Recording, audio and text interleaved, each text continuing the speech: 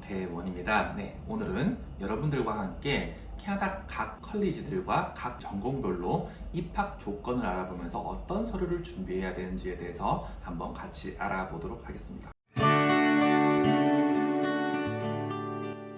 여러분, 캐나다 컬리지들 지원하기는 많이 어려울까요?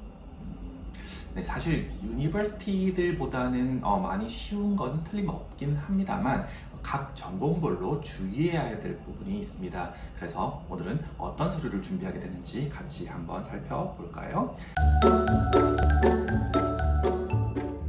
일단 기본적으로 준비해야 되는 서류는 다음과 같습니다. 네, 첫 번째로는 여러분들의 여건이 충분한 유효기간을 가지고 있는지, 여러분들의 학업기간 이상이 되는 유효기간을 가지고 있는지를 체크하셔야 될 것이고요. 두 번째로는 고등학교 영문 성적증명서와 영문 졸업증명서입니다.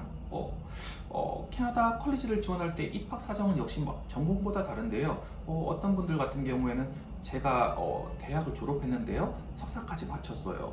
근데 그래도 이 과정에는 고등학교 점수를 반드시 필요로 합니다. 특히나 서티피케이트 중에 일부 과정, 그리고 대부분의 디플로마와 어드밴스드 디플로마, 그리고 배첼러 디그리 같은 경우에는요, 요게 다 포스트 세컨더리 과정, 즉 고등학교를 졸업하고 난 뒤에 들어가는 과정이기 때문에 고등학교의 점수를 반드시 필수적으로 제출하셔야 돼요. 이런 대학 성적 같은 것들이, 예를 들면 저는 고등학교 때 성적은 상당히 안 좋은 편이에요. 네, 그래서 대학 성적으로 보완할 수 없나요? 이렇게 질문하시는 분들도 계시는데요. 기본적으로는 고등학교 성적을 반영하고 대학교 과정의 일부 부분을 반영할 수 있지만, 네, 가장 중요한 것은 바로 고등학교 성적이라고 봐주시면 되겠네요.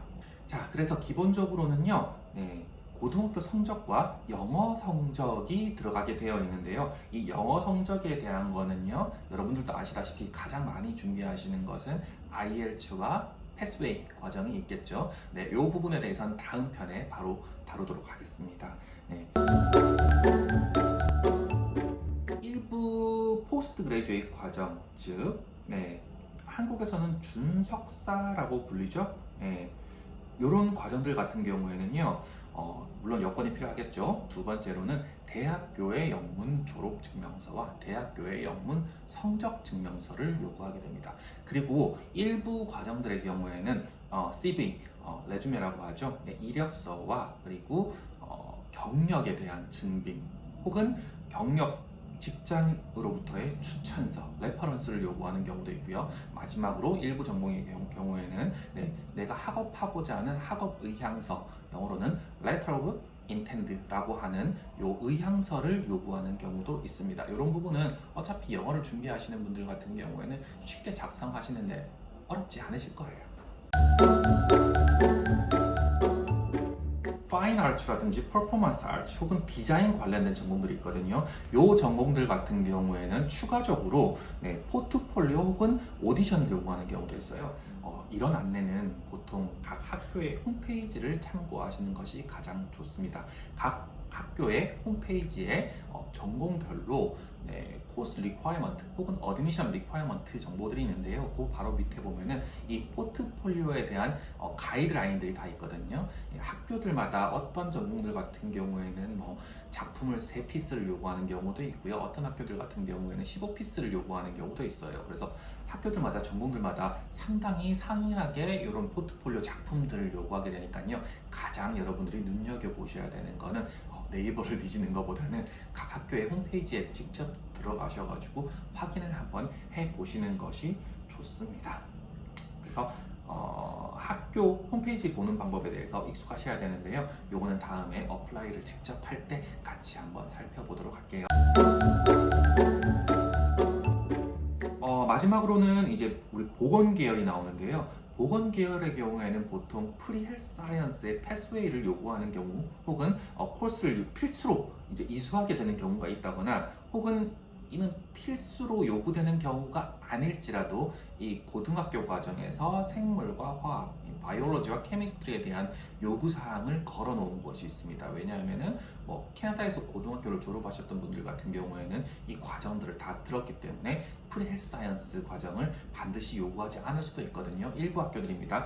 상당수의 많은 학교들은 반드시 내가 어떤 커리어를 가지고 있든 어떤 경력을 가지고 있든 혹은 어떤 학위를 가지고 있든지 간에 반드시 이 프리헬스 사이언스를 필수로 요청하는 경우도 있습니다. 그리고 때로는 뭐 시험을 보기도 하고요. 적성 시험, 호의 테스트 같은 적성 시험을 보기도 하는 경우도 있어요. 또 어떤 특정 컬리지들 같은 경우에는 이 보건 계열의 입학, 진학이 막혀 있는 경우도 있습니다. 국제학생, 즉 인터내셔널 스튜던트를 받지 않는 경우도 있고요. 도메스틱, 내국인 학생들만, 영주권이나 시민권자들만 받는 경우도 있습니다. 이런 것들은 각 학교 홈페이지별로 도메스틱, 내국인들이 열려 있는지, 인터내셔널이 열려 있는지 표시가 되어 있는 경우도 있고요. 표시가 되어 있지 않는 경우에는 각 학교별로 문의를 한번 해보시는 것도 좋으실 것 같네요. 결국 이 컬리지들 프로그램들 중에서 가장 입학 난이도가 어렵고 까다로운 전공이 바로 이 보건 계열이 될 듯해요. 실질적으로 성적이 상당히 우수한 학생들도 이 자리가 부족해서 몇 자리 안 뽑기 때문에 이 하이리 컴피터티브 프로그램 같은 경우에는 이제 다른 프로그램 이 롤링 베이스 즉 선착순으로 받는 것과 달리 이렇게 경쟁을 시키는 경우도 있거든요. 그래서 내 성적이 우수하지만 다른 더 우수한 성적을 가지고 있는 국제학생 때문에 떨어지는 경우가 발생할 수도 있어요. 그래서 이제 프리헬스 과정을 일반적으로는 들어가시는 게 일반적이고요. 물론 이 프리헬스 과정을 듣는다고 해가지고 반드시 또 입학이 개런티 되는 건 아닙니다. 어떤 학교들 같은 경우에는 또 상대평가로 학점 높은 사람이 뽑는 경우도 있고요. 혹은 어떤 경우에는 최소한 70%에서 80%의 성적을 요구하는 경우도 있거든요. 그래서 이를 반드시 명시해 주시면 됩니다. 오늘 이상으로 여러분들과 같이 각 컬리지들 분류별로 준비해야 되는 서류 조건에 대해서 알아봤고요. 다음 편에는요, 또 하나의 가장 중요한 부분인 영어 능력 증빙을 하는 방법에 대해서도 한번 같이 알아보도록 하겠습니다. 여러분들 도움 되셨다면 좋아요, 구독하기, 댓글도 부탁드리겠습니다. 감사합니다.